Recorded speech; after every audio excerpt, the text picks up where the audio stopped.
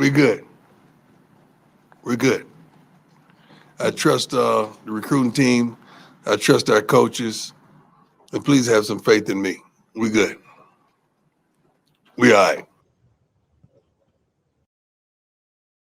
A lot of transfers at Colorado as they've started to trade in some of that Louis baggage, bringing new players, a lot of movement. I think this was something that was expected considering the approach and the strategy that Coach Prime and his staff have employed over in Boulder, Colorado. And now to discuss that and everything Colorado Buffs, let's bring in BuffStampede.com publisher Adam Munsterteiger.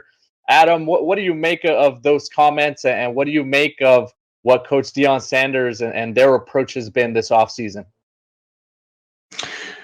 Well, if you look at it individually, there have been a few guys that have left the program that Colorado would like to have on its roster in 2024.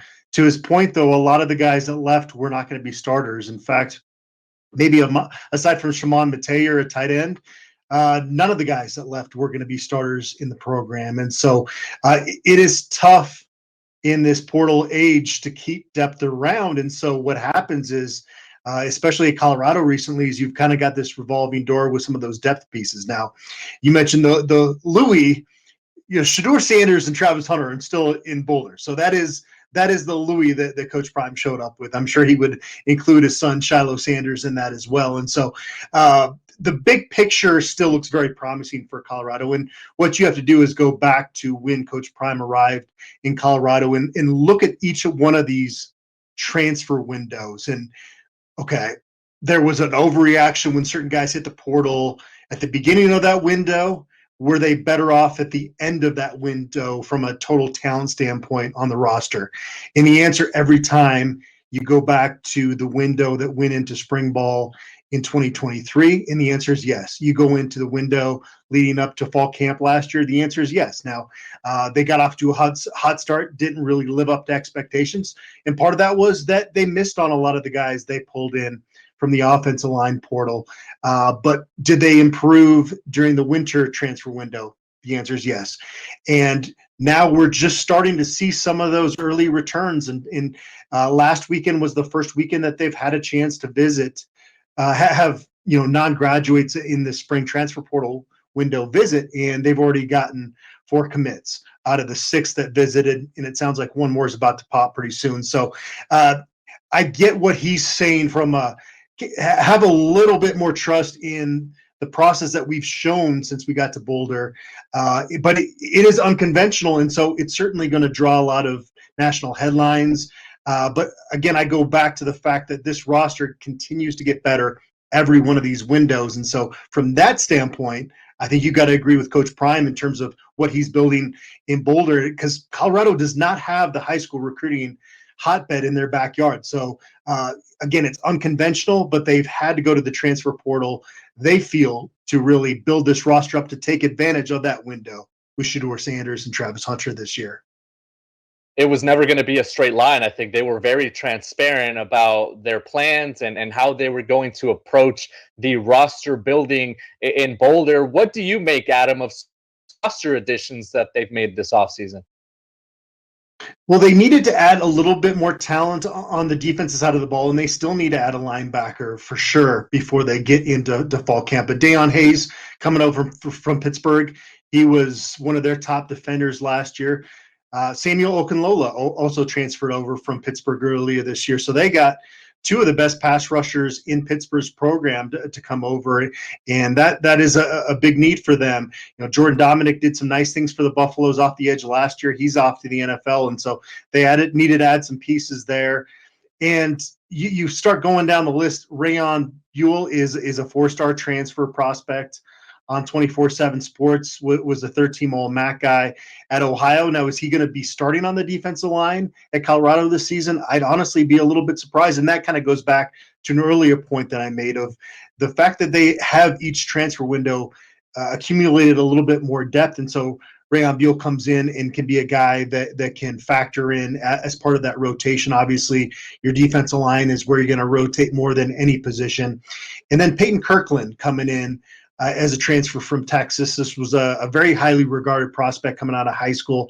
Offers from pretty much everybody. Massive 6'6", 366-pound frame. And you look at Colorado's roster, they brought in a lot of guys that have started at the college level, a lot of experience on the offensive line. And so there's about 7 guys that think they should be starters this year right now. So to be able to kind of fill in the back end of that depth on the offensive line with a guy like Peyton Kirkland that was really highly regarded coming out of high school is somebody that can develop a little bit and maybe is not a plug-and-play starting player from day one, but you also say, hey, come in and compete. And this is somebody that, has pretty high expectations for himself. So I don't know if he's going to start either, but again, another depth piece that they add. I know we're in the off season, but a bit of fireworks last week by the way of former 5-star Cormani McClain, who went on YouTube and had this to say about his future. Change the narrative of everyone's thinking on my name, be a part of a real and a great program that's going to impact me at my best ability. And yeah, ready to get to a new place and get to work. Yeah, I feel like I just don't want to play for the Clicks. I actually want to be involved with a great leading program that's going to develop players. That was Cormani McClain, and this was the rebuttal from Coach Prime. He said, I got receipts on top of receipts to validate the secrets that you keep at Well Off Media, at Deion Sanders Jr. Hashtag Prime Lyrics dropping soon. There's a lot of entertainment value here, and I think we could all appreciate, the back and forth. But Adam, what do you make of the back and forth and kind of the thing that's been going on here with the head coach and with a former 5-star Cormani McClain? Yeah, I mean, first off, I got to start out, Blair, by saying that Cormani McClain is 20 years old.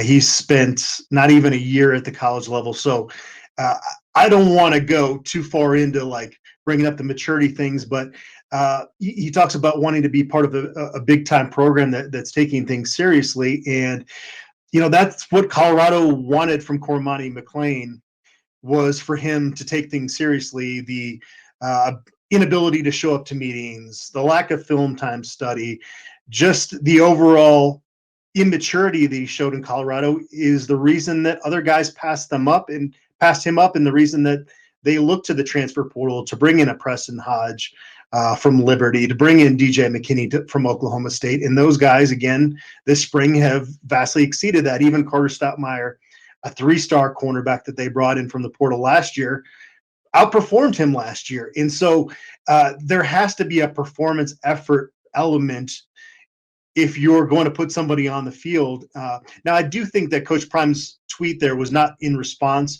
to Cormani. There have been a couple comments made by Deion Sanders about Cormani, and it's basically been about, hey, this is your second chance. I hope you take advantage of it and learn from what you didn't learn in that first opportunity. Again, this is a young man with a ton of potential. There's a reason that our experts had him as a 5-star recruit coming out of high school, the reason that he's still highly rated as a transfer. Now, I don't think he's a plug-and-start guy at the Power 4 level next year. He would not have started at Colorado had he stayed around, and that's partly why he's on the move right now. I think for Cormani, there's not a soul in Boulder that wants to see him not succeed, because it wasn't a situation where he was a cancer in the locker room or was flunking out of school. He took care of some of those things, but from the football aspect, when you're going to go play for the best cornerback that's ever played the game, that has a gold jacket, that did that in his eye, obviously Deion Sanders had a lot of talent, but that was based on hard work in his eyes. And so to see somebody come into the program, have that talent, and not work the way that a Travis Hunter does, the way that I mentioned Preston Hodge and DJ McKinney already through 11 spring practices have shown, and not to see that from Cormani at all his first year on campus. All you can do if you're Coach Prime is wish him luck, but there certainly is concern there, and there's a reason that, the who's who of college football are not knocking out Cormani McClain's door right now. But again, the talent is there. It just has to click for him at some point, and you really hope it does from a maturity standpoint. Adam, talk about timing. We have some breaking news. Colorado Buffs pick up a commitment from running back Dallin Hayden out of the transfer portal. What does this mean for the Buffs roster? It's big. Colorado likes Dylan Edwards in their program. They like what Savion Wilkerson can do with kind of an every down back, and they've been in love with early enrollee Michael Welch. But Alden McCaskill IV hit the portal. He was a former Houston transfer that just had a really hard time coming back from a knee injury. So you can't go into preseason camp with 3 scholarship running backs. You just can't do it at that position. Those guys are magnets. They get hit all the time.